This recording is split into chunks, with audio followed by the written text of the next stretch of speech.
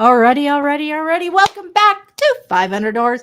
Kim Hayden, your host. I am here with the amazing Allison, and we have a lot in common, and I think we're going to learn a lot today. Welcome to the show, Allison.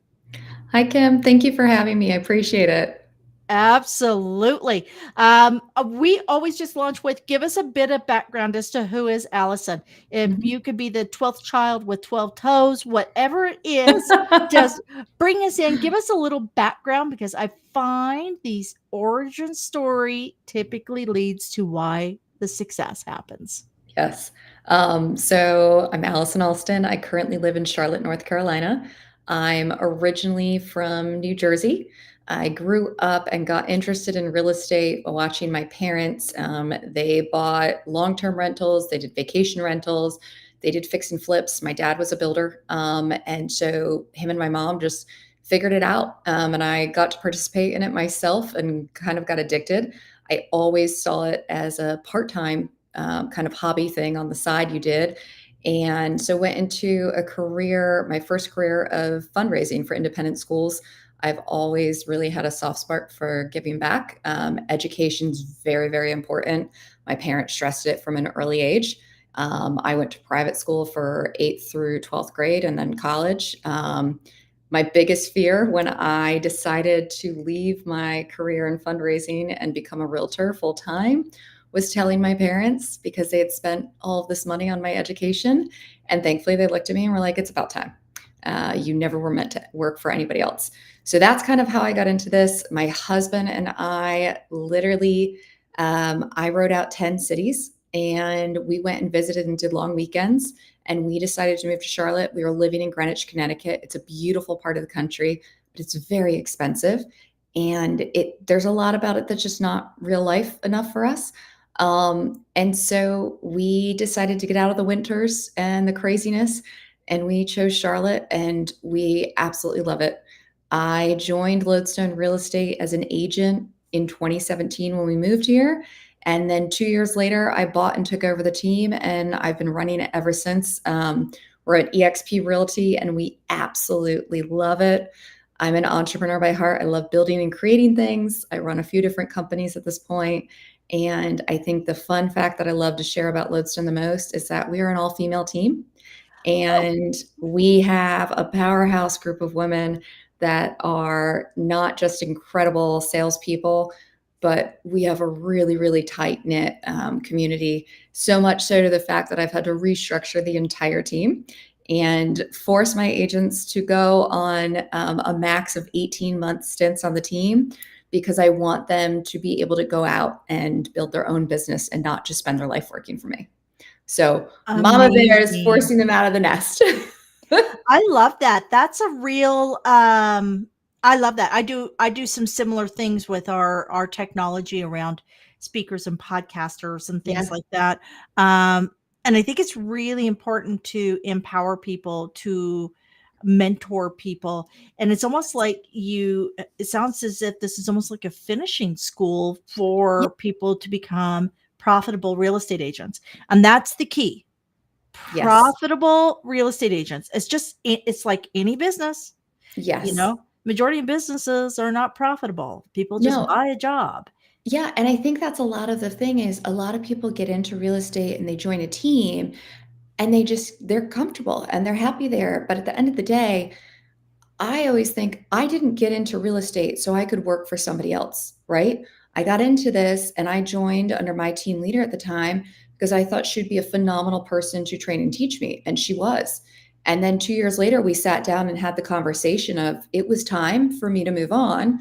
For me, that meant taking over the team because she was headed in a different direction, coaching. But I want that same thing for my agents. I want them to have that excitement to get out there. So we've restructured the entire back end over the last 18 months to create multiple kind of stepping stone platforms now where they can retain the brand but get out on their own. And I give a lot of credit to EXP for that because they showed me that there are multiple paths that an agent can take, right? It's truly a platform to run and build your business on compared to the other brokerages that I've worked at where it was like, just stay here and just keep doing things the same way and it'll be fine. And I was like, no, let's change things, right? Yeah, but end of the day, behind every good brokerage, it are great agents. Like Yes, at the end of the day, 100%. it's the boots on the ground in the Yes. community, shaking hands and kissing babies. Because the Mhm. reality is, and I think people miss this, real estate is much like a political position when Oh, you think about 100%. it, because and for many people it's maybe even more approachable or a better um connector than even Mhm. their mayor, right? It becomes, oh, you know what? I'm just going to give Allison a shout. She will know somebody who can fix this carpet issue.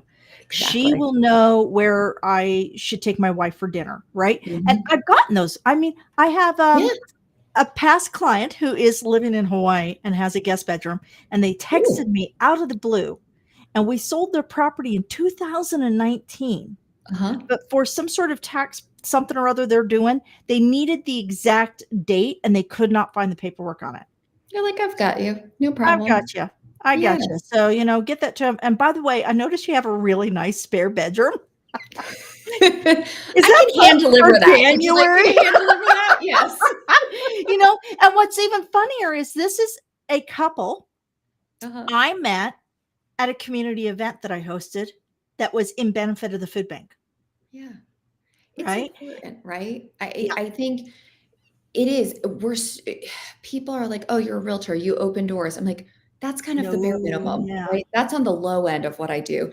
There's so much more to it if you're doing it the right way, right? When you're doing it the right way, you're integrating all Yep. these different pieces, and we call ourselves we're a lifestyle brand. We're not a real estate company, we're a lifestyle brand because I wanna know what are your dreams and goals, and how can I facilitate you getting there and reaching them through making smart investment decisions? Yep. Because your home is likely the largest financial investment you're going to make in your life, right?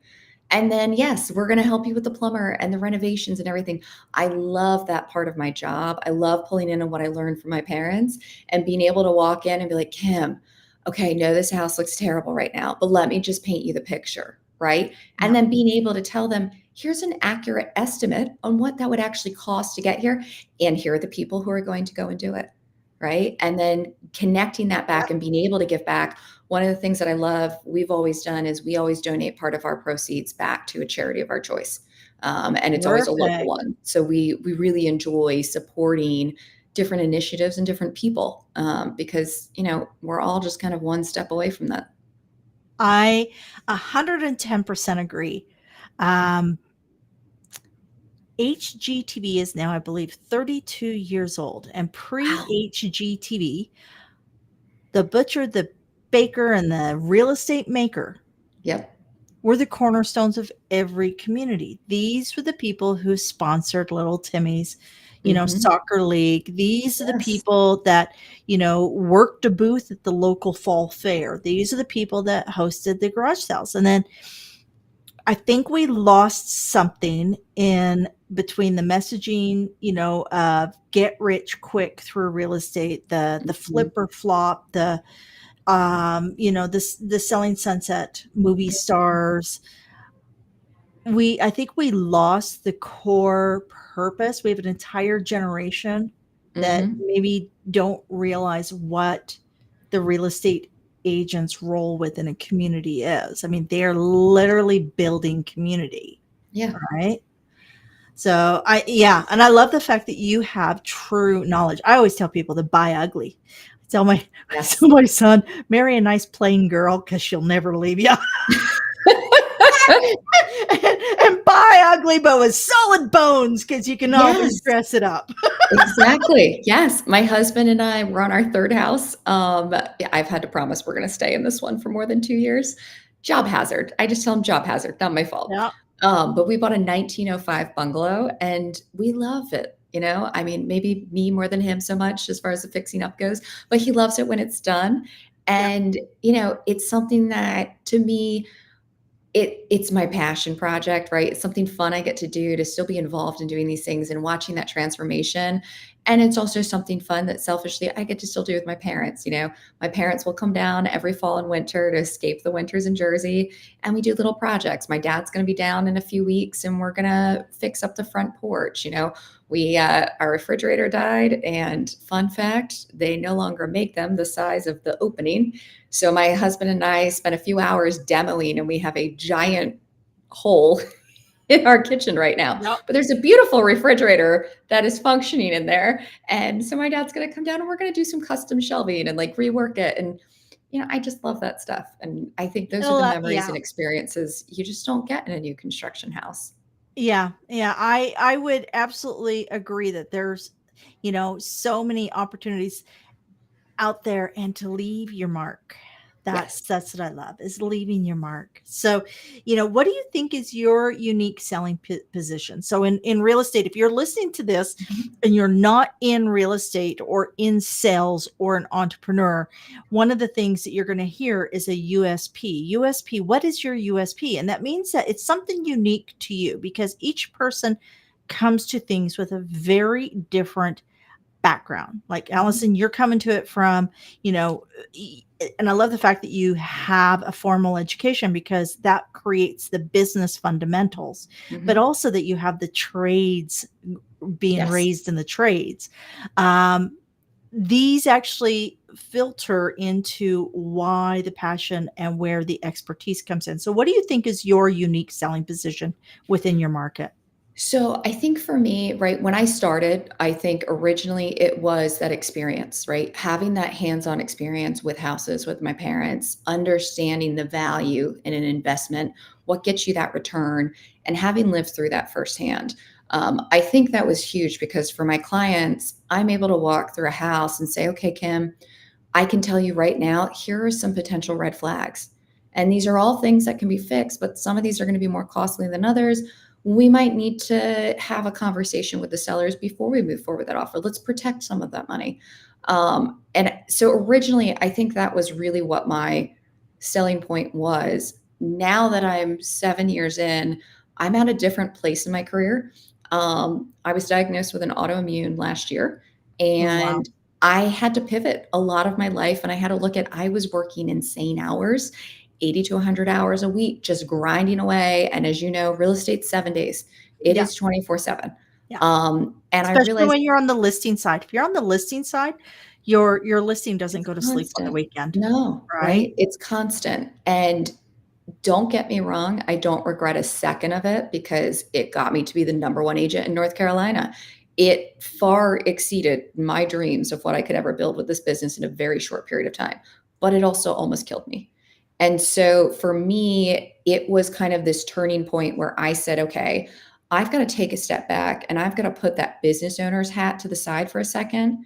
And I've got to look personally at what are my goals? What's my why? And how did I get off track? And I realized I kept trying to hit all of these goals that people are telling me, well, you've made it when, right? And then I was like, well, but I did that. All right. So what's next? And it was never going to be enough. And I was like, so I can either keep going and I'm going to end up literally killing myself, or I can rebuild and look at what do I have to bring to the table to help people. And for me, it is exactly that. It's that business background. I watched my parents run and operate their own businesses.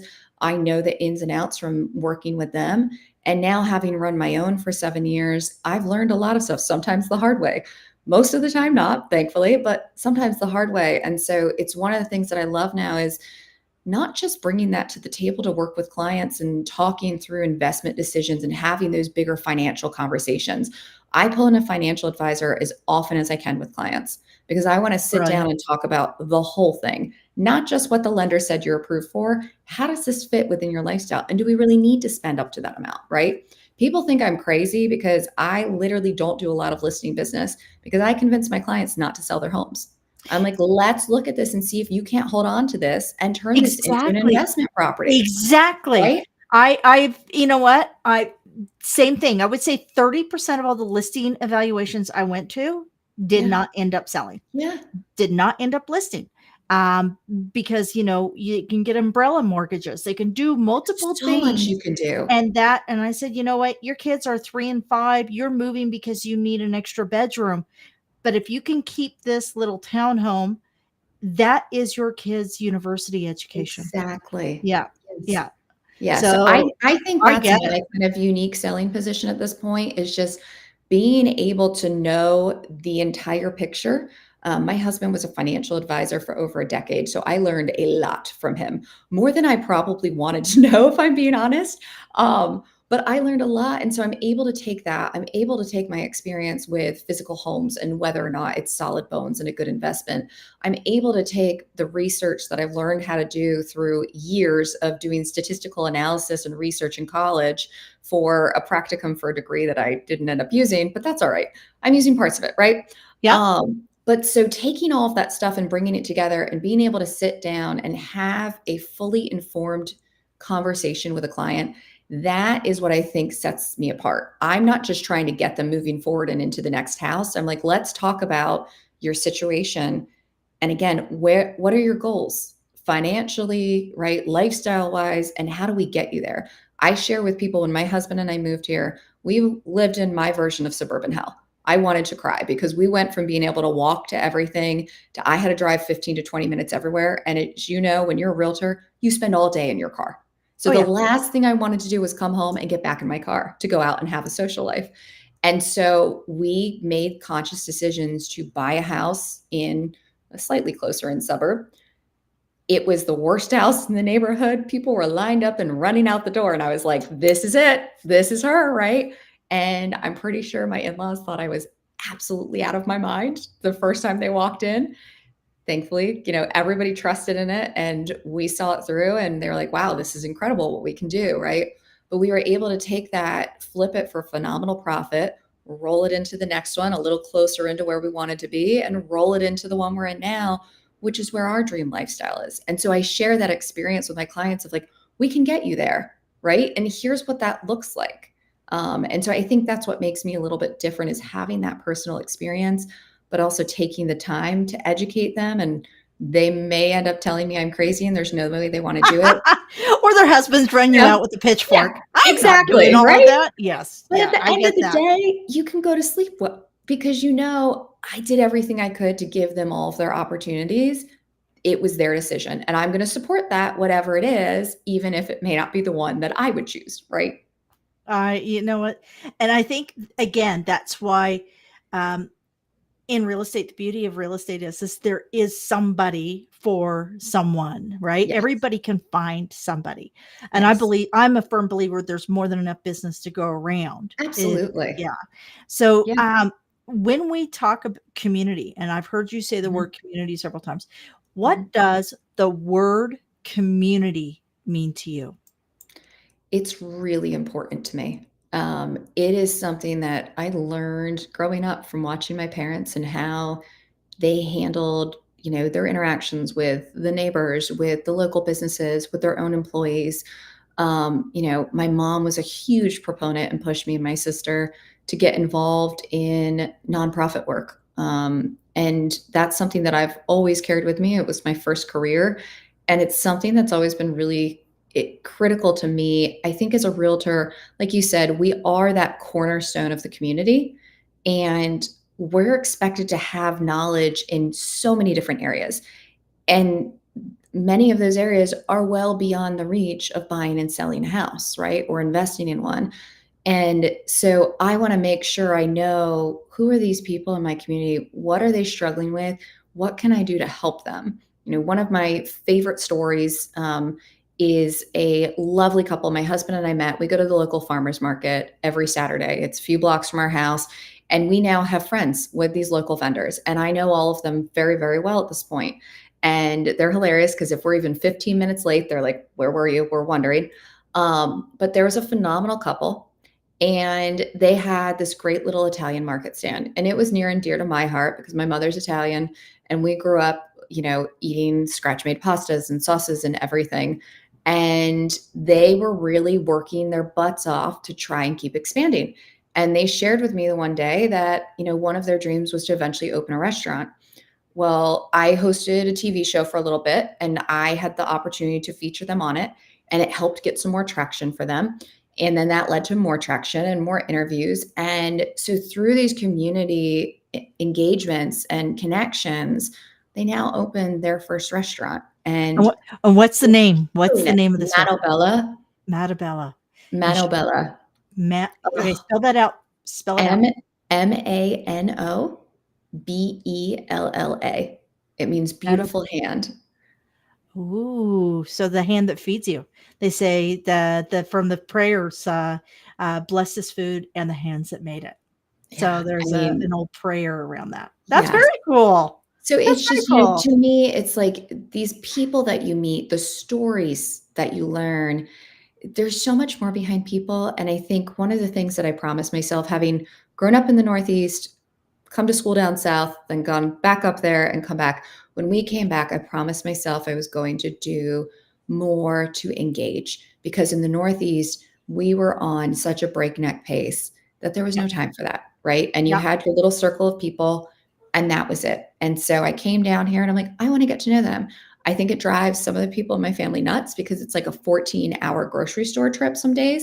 But, you know, I Honest know I the it got to people the point behind where the counter. nobody would go to the grocery store with me. So, Yes, right? I am that gal. So I Yeah. get it. I get it. It's What just, what would be your advice to other real estate agents? If somebody listening is in their first 36 months, which we know that 36 months is the the cutoff hardest. date for 87% of all agents who get their license, what would be one thing that you would advise them to do? Find a phenomenal mentor. Don't try and do it yourself. I think a lot of agents get in and they're like, I've got this, right? I've got the drive, I've got the motivation, I'll figure it out. There are so many phenomenal agents that have been very successful who are incredibly accessible. It's one of the things I love the most about the people I work with is we give people access to us all the time. Yeah. Reach out and get a great mentor. Find somebody you feel like you can connect with and go deep with them because that is going to make all the difference in the world. I'm a very driven person. I don't think anybody would ever argue otherwise with me, but it would have taken me twice as long to get where I am if I hadn't have had that great mentor to start me in the right direction and to hold me accountable and kind of pull me back in when I started going after those shiny objects that we all do, Mhm. right? And it's even harder nowadays. It I was is. licensed back in '99, and we were sitting at the coffee shop at 11 o'clock at night with the paper, and we got a Yes. book every Monday. So like Yep. that's how old I go back. Hey, I Um, remember going with my parents to the office and the realtor opening a cabinet, just like at the car dealer, and grabbing keys. And if the key wasn't there mhm, because somebody else had it out, you had to wait and go. And I was like, this makes no sense, right? yep. But in some ways, I wish we could go back there because I think it's gotten so frenetic and there's so many things you And need to so many agents do. don't even meet each other. No. Everything is done, yeah, and that's something that, like, my son and we make sure. I don't care if everything is, direct deposit, this and that.